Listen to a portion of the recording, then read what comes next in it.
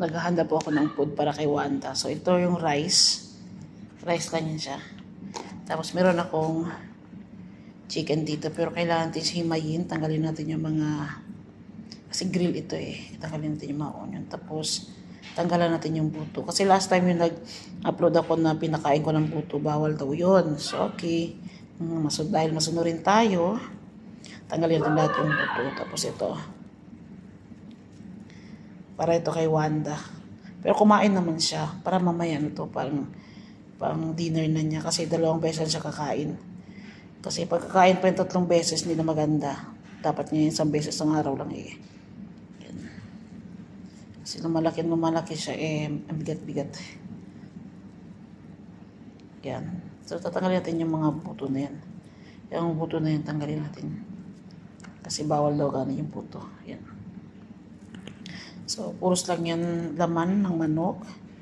Kahit maliit ang buto, tinatanggal ko na para wala na tayong yan. Ganito lang gusto niya. Kasi pag yung feeds na ibibigay ko sa kanya, ayaw na kumain. Ayaw na kumain talaga. Yan.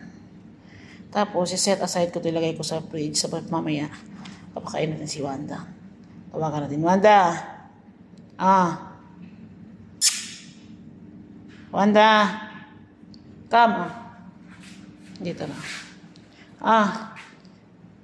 Here! Andun sa labas, oh. Come, Come here. Dito na pa siya.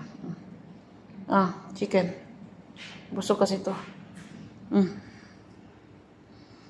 Kumain na kasi siya eh. Kami na.